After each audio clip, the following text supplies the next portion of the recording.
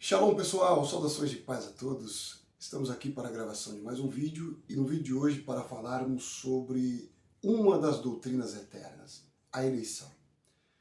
Queremos aqui chamar a sua atenção para dois textos bíblicos. O primeiro se encontra em Efésios, capítulo 1, verso 4, que diz: E como também nos elegeu nele antes da fundação do mundo, para que fôssemos santos e irrepreensíveis diante dele em caridade ou em amor.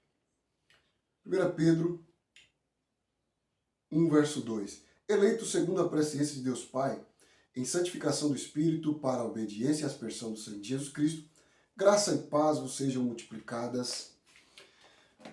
Observe que, em primeiro lugar, antes de falarmos propriamente sobre a eleição, nós precisamos estabelecer um ponto importante. Em primeiro lugar, antes de tudo, a eleição ela é cristocêntrica. Por exemplo, na doxologia de Paulo aos Efésios, como em outras passagens das Escrituras, um aspecto essencial da eleição é explícito. A eleição é cristocêntrica. O primeiro passo em direção ao entendimento correto da doutrina bíblica da eleição é o reconhecimento de que a eleição é compreendida somente em Cristo. Esse é o primeiro ponto que nós precisamos estabelecer. A eleição é cristocêntrica e o primeiro ponto que nós precisamos estabelecer para o entendimento correto acerca da eleição é que a eleição ela somente é em Cristo, ou seja, fora de Cristo não há eleição de homem nenhum. As palavras do próprio Berkouwer, ele dizia, a eleição somente em Cristo. A eleição de Deus é a eleição de Cristo. Mas veja que os apóstolos, os dois textos que nós lemos, Paulo diz eleitos antes da fundação do mundo. Pedro diz eleitos segundo a presciência de Deus o Pai. Um outro ponto, outro detalhe interessante que é importante estabelecer é que os escritores bíblicos tratavam a eleição como corporativa, coletiva e não individual. Por isso que Paulo diz eleitos nele antes da fundação do mundo e Pedro diz eleitos segundo a presciência de Deus o Pai. Para quem eles estavam dizendo isso? Para a igreja. Quem é a igreja? A igreja é o corpo de Cristo, formado por pessoas. Logo, eles mostram que Deus elegeu um povo e não indivíduos particulares. Mas também isso não significa que Deus não pode eleger indivíduos em Cristo. Pode. Só que no seu aspecto primário, a eleição ela é corporativa, coletiva, abrangendo indivíduos para o coletivo, formando a igreja de Cristo, e não indivíduos particulares como objeto da eleição. Então esse é o segundo ponto que eu gostaria de destacar aqui para vocês. Mas veja que interessante que Westcott ele traz uma observação acerca da doxologia de Paulo em Efésios 1. Os maiores estudiosos eles afirmam que Paulo estaria cantando um salmo em Efésios 1 em exultação, em adoração a Deus pelo que ele fez em Jesus Cristo para com a sua igreja. Observe as palavras de Westcott em relação ao que Paulo está declarando em Efésios 1. A passagem inteira é um salmo de louvor sobre a redenção e a consumação das coisas criadas, cumprida em Cristo através do Espírito, de acordo com o eterno propósito de Deus. Esse cumprimento é contemplado especialmente no relacionamento dos crentes em Cristo, escolhidos nele, redimidos, iluminados, selados.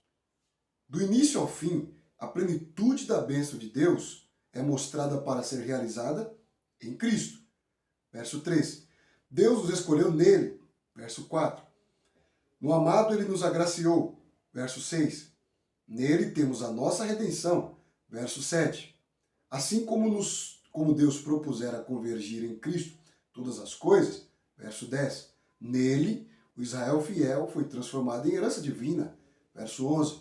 Nele, os gentios encontraram lugar. Verso 13. Nele, eles foram selados pelo Espírito. Verso 13. O penhor de uma herança maior. Verso 14. O próprio Agostinho, ele dizia, no próprio cabeça da igreja está o mais límpido espelho da eleição. Isso aqui é citado por Calvino nas Institutas. Agora, observe que o próprio João Calvino, ele entende também que Jesus Cristo é o fundamento da eleição. As Institutas diz o seguinte, ele diz assim, ó, Calvino insistia que a eleição para a salvação é em Cristo. Dentre suas várias afirmações, a seguir estão algumas significativas. Veja, Cristo, ele é o Filho amado em quem o amor do Pai habita e repousa, e então dele se difunde a nós. Assim como Paulo ensina que temos alcançado graça no amado. Paulo testifica, inclusive, que nós fomos escolhidos antes da fundação do mundo, mas ele acrescenta, em Cristo, toda a suma de nossa salvação e também cada uma de suas partes se acham compreendidas em Cristo. Portanto, se observa que, do ponto de vista neotestamentário, apóstolo Paulo e apóstolo Pedro tratam a eleição como corporativa, como coletiva, no seu aspecto primário, em Cristo. E significa também, no seu aspecto secundário, que abrange indivíduos no propósito primário, que é justamente o coletivo. Deus elegeu não indivíduos em particular, ele elegeu a igreja em Cristo, o corpo de Cristo. Isso pode alcançar pessoas particularmente, mas com a finalidade de trazê-los para o coletivo, para a igreja, para fazer parte do corpo de Cristo. Então se observa que, do ponto de vista bíblico, apostólico, nós temos aqui o fundamento para dizer que a eleição é cristocêntrica, corporativa, coletiva. E nós encontramos também Santo Agostinho afirmando que Cristo é o espelho da eleição. Ele é o eleito, então a eleição da igreja é o reflexo da eleição de Cristo, que parte do próprio Cristo.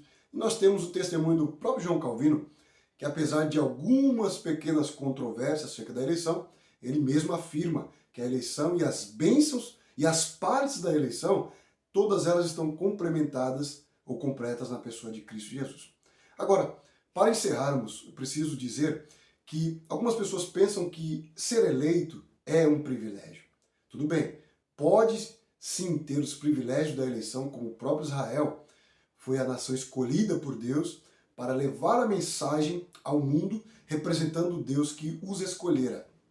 Agora observe, o apóstolo Paulo diz que a vantagem de ser judeu são muitas, porque deles são as leis, os patriarcas, deles são as alianças, os cultos, as glórias, deles descende o próprio Cristo. E isso são os privilégios da eleição. Mas muito mais do que o privilégio, ou os privilégios da eleição, encontra-se uma palavra bastante pesada chamada missão e responsabilidade. O propósito essencial da eleição é responsabilidade e missão. Ou seja, nós usufruímos sim dos benefícios da eleição, mas não podemos esquecer que a eleição também é uma missão. Observe que o Senhor Jesus Cristo foi eleito para salvar a humanidade. Observe que o Senhor Jesus Cristo elegeu a sua igreja com o fim de alcançar as nações, alcançar os povos e mostrar o grande Deus monoteísta da Bíblia, o grande Deus que faz grandes coisas em Jesus Cristo, também está os convidando para fazer parte desta família, fazer parte do corpo de Cristo, fazer parte da sua igreja. Portanto, a eleição tem privilégio? Tem, mas antes dos privilégios tem uma responsabilidade, tem uma missão, e a missão é evangelizar o mundo. Assim como Deus elegeu Jesus Cristo para nos salvar, Deus também nos elegeu em Cristo para levar a mensagem do Evangelho de salvação para todos os povos, mostrando que há esperança para o mundo perdido. Portanto, que Deus abençoe a sua vida, um grande abraço, até o próximo vídeo, Shalom!